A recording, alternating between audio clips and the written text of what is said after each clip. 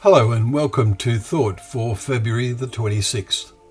Our readings are Exodus chapters 39 and 40, Psalm 102 and 1 Corinthians chapter 10. And our thought is a participation in the body of Christ. In Paul's first letter to the Corinthians, we have come to where he refers to the memorial emblems. He stresses that the participation in these should be in a way that illustrates their unity. Paul has made several points very strongly in earlier chapters, addressing issues that were seriously undermining their unity in Christ. Their lack of harmony worried him very much. Their coming together to remember that Christ died for them needed to take place in an atmosphere of genuine unity, but it wasn't. To start with, some were influenced by the surrounding spirit of idol worshipping. But, he says, "Beloved, flee from idolatry," in chapter 10, verse 14. He appeals to them, "I speak to sensible people. Judge for yourselves what I say," verse 5. Do we ourselves make sensible judgments? The situation for us is not completely different. Paul says, the cup of blessing that we bless, is it not the participation in the body or the blood of Christ? The bread that we break, is it not a participation in the body of Christ? And because there is one bread, we who are many are one body, he says.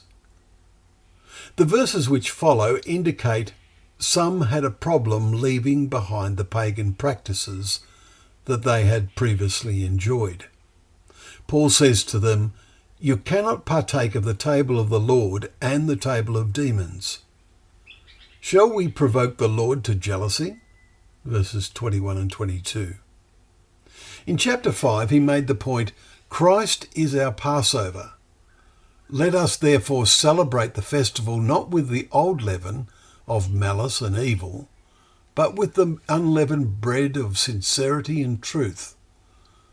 Verses 7 and 8. In chapter 11, we will read that anyone who eats and drinks without discerning the body eats and drinks judgment on himself. Verse 29. He does not mean discerning his own body, but the body of Christ and their responsibility to his or her fellow believers. Paul told the Philippians he wanted to hear of you that you are standing firm in one spirit and one mind, striving side by side for the faith of the gospel. Chapter 1, verse 27. And this precious oneness is demonstrated each time we meet for fellowship. There have been the rare occasions when a member of another church has been present who has taken offence at not being offered the emblems. But this is an opportunity to lovingly point out that when the church was first established, on the day of Pentecost, those baptized devoted themselves to the apostles' teaching and fellowship and breaking of bread. Acts 2 verse 42. So what is the apostles' teaching? Do we properly discern the Lord's body when we participate? If we are of one mind as to the teaching and are baptized, our participation in the body of Christ will be a great spiritual joy.